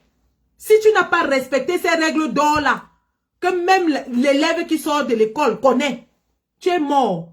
On t'enlève ton droit de soigner. Je dis, tu ne soigneras plus jamais quelqu'un. Ça ne blague pas. Mais je pense qu'au Cameroun, il n'y a pas cette rigueur-là. Et je pense qu'au Cameroun, si on va examiner, on verra que beaucoup de ces patients meurent même de septicémie. Beaucoup. Beaucoup de ces patients meurent de septicémie. Ça tue. Chez nous, on appelle ça sepsis. Sepsis ne blague pas. Sepsis en 1 heure. Tu vois comment quelqu'un meurt devant toi. Je dis, tu vois comment quelqu'un doit mourir devant toi. Oh, oh, oh. Donc, vraiment, il faudra qu'on revoie les conditions dans lesquelles cet enfant est mort. Il faut une autopsie qui va, évidemment, évaluer les soins qui lui ont été donnés, la présentation clinique, tout ce qui a été fait, ainsi de suite, pour établir les responsabilités à ce niveau-là. Parce que 6 jours quand même dans un hôpital, chez nous, quand on t'opère et que l'opération s'est bien passée, en moins de 48 heures, tu rentres. En 48 heures, tu rentres.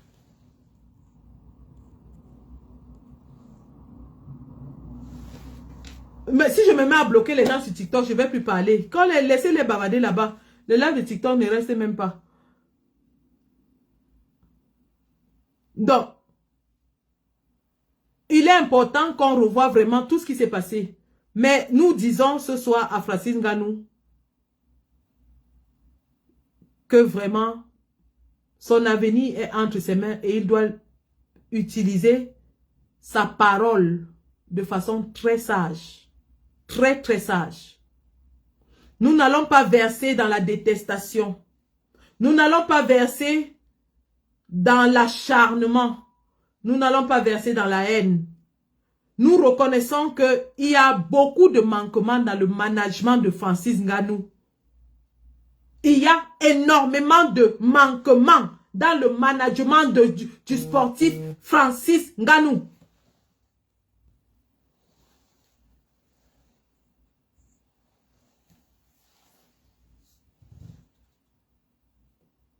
Et j'espère que ça sera comme une sonnette d'alarme pour lui, pour comprendre qu'il doit enfin s'entourer. S'entourer de personnes compétentes pour gérer sa carrière, pour gérer son argent, pour gérer son image. Il doit s'entourer. Et une fois qu'il a fait, qu'il utilise enfin sa voix, parce qu'il y a des signes. Dieu envoie des signes. Francis, la première fois, ils t'ont parlé, tu as fermé la bouche. La deuxième fois, ils t'ont parlé, tu as fermé la bouche. Crois-moi, la troisième fois, tu n'échapperas pas. Il y a des signes comme ça que Dieu t'envoie pour te dire que l'argent, la notoriété qu'il t'a donné, c'est pour les mettre au service des plus pauvres et des plus faibles. Les mettre au service des plus pauvres et des plus faibles ne veut pas dire aller acheter les beignets haricots aux gens au quartier, non. Ça veut dire lutter pour les causes des plus faibles et des plus pauvres. Regarde ce que Kylian Mbappé et les joueurs de l'équipe nationale française ont fait lorsque Marine Le Pen et l'extrême droite montaient pour menacer la France. La France est immigrée, la France est travailleuse. Ces enfants d'immigrés dans l'équipe nationale française, le fils de Lilian Thuram, ils se sont tous levés et ils ont demandé aux enfants des cités d'aller voter contre Marine Le Pen. Ça leur a valu d'être vilipendés dans toute la France. Quand Kylian Mbappé a cassé son nez, les Français disaient que ça lui apprendra à fourrer son nez là où il ne faut pas. Mais grâce à ces garçons, l'extrême droite n'est pas montée en France. Grâce à la sortie des Bleus noirs de l'équipe de France, les enfants des cités sont sortis, aller voter contre Marine Le Pen. C'est à ça que c'est la notoriété. C'est à ça que c'est la gloire. À mettre au service des plus pauvres, des plus faibles. Le ciel est en train de te donner des signaux, Francis. Et si tu ne comprends pas les codes, tu vas te perdre. Si tu ne comprends pas les codes, tu vas te perdre.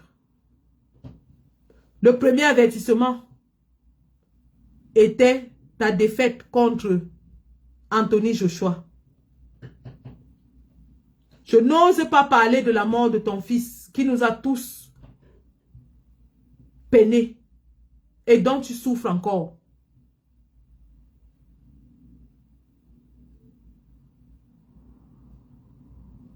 Donc, Francis, mets ta notoriété au service des plus faibles, des plus pauvres. Je ne sais même pas pourquoi tu es rentré investi au Cameroun. Tu es investi dans un pays où le retour sur investissement, c'est quoi?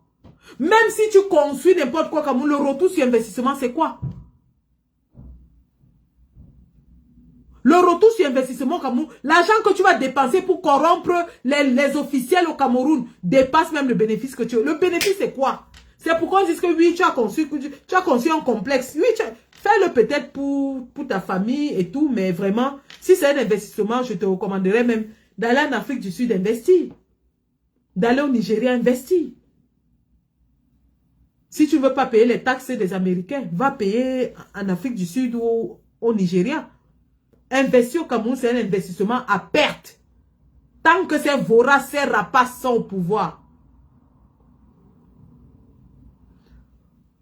Donc, nous allons te laisser et je vais passer un message maintenant à Dana White. Non, je ne suis pas à Dana White, hein, c'est une crapule celui-là. Je vais passer un message au monde de la boxe et du MMA en anglais.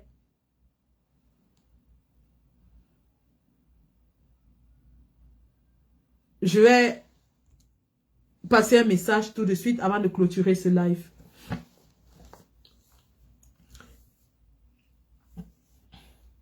Je ne sais pas si on pourra découper ça. Hein. En tout cas, on va essayer. Sinon, je ferai une vidéo après. Ou alors, je coupe le live et je fais une vidéo après. Parce que là, ça risque de se noyer dans le live. Je vais passer un message. So, this live video is on Francis Ngannou. If you're listening to me on TikTok right now and on Facebook, my name is Sandy Boston. I am a political activist of Cameroon descent. I'm a British citizen. I was in Dubai to watch the fight between Francis Ngannou and Anthony Joshua. And I met Anthony Joshua, who is my homeboy. He lives not far from here. Anyway, the reason why I'm doing this live video, and I'll do another video just after that I will put in my social media, is to let the world of MMA, if you say so, because I'm a French speaker, excuse my French, to let the world of MMA, the world of boxing, all the fans out there, that Francis Ngannou is in trouble. Francis Ngannou is in trouble for he had a road traffic accident in which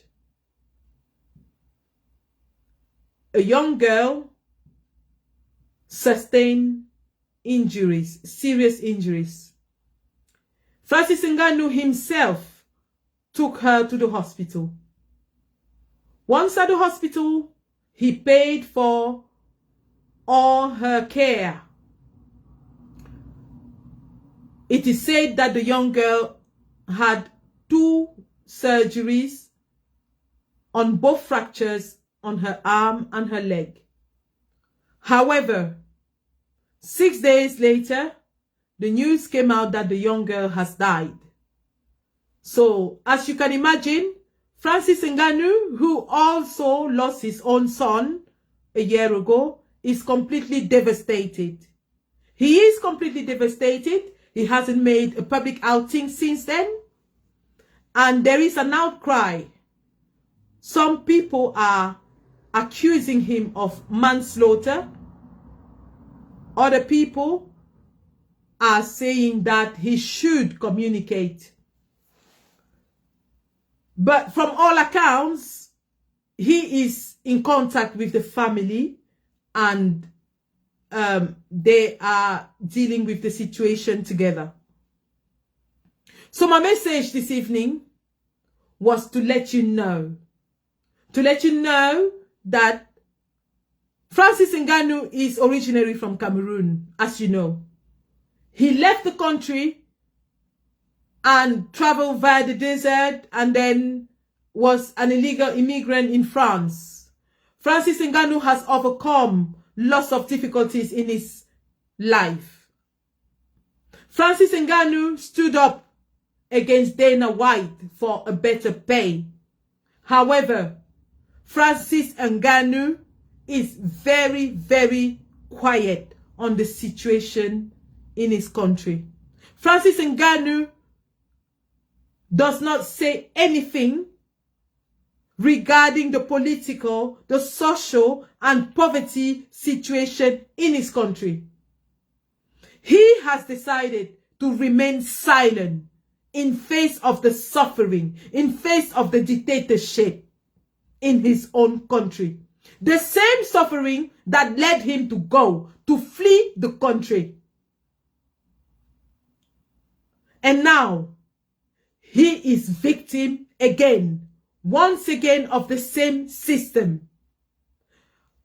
For they want to put him in jail for this accident, even though it could be proven that there was medical negligence or medical error in the care of the accidentee. So Francis Ngannou is facing a situation where his future is in doubt. Francis Ngannou is facing a situation whereby he might go to jail. If he goes to jail, he might lose all his contracts. He might lose all his advertising contracts. He might lose lots of money. Above that, he might also completely lose his career. So today, I am calling on the world of MMA, of boxing, to listen to what will go on in Cameroon. We are calling for Francis Ngannou to come out when he's ready to talk and say exactly what happened and acknowledge the risks associated with using the roads in Cameroon, to use his voice finally to call for better conditions in Cameroon, to ask the government to improve the lives of the citizens in his own country. Francis Ngannou has never done that. And this is his occasion, finally, to stand by his people. What legacy will Francis Ngannou leave if he goes to jail, or if he lends his voice to a government that led him to flee the country, that is crushing the people, that is raging war on his own people? What legacy will Francis Ngannou leave? Will you still have respect for him if he's unable to say exactly what is going on in Cameroon? Will you still look at him like a hero if Francis Ngannou is unable to say, I am a victim of a system where I have contributed to kill a child and I don't want this to happen again? What are you going to do or say if Francis Ngannou is unable to take that fight and say, I don't want children to die like this in my country anymore?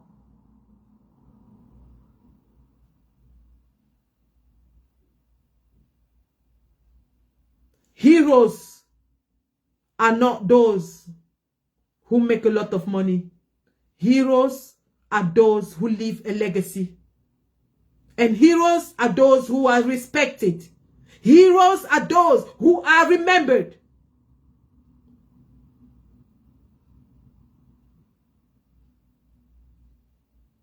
If Francis Ngannou is portrayed as a hero, he should act as a hero. So this is my message for the world today. And I will repeat this message in a short video that I want to go viral on social media. If Francis Ngannou stands for the people of Cameroon, we are calling on the international community to stand by him, to protect him.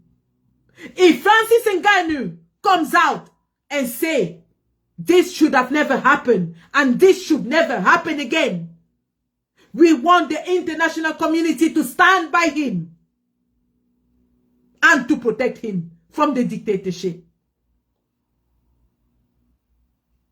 So we are calling for Francis Ngannou to grieve.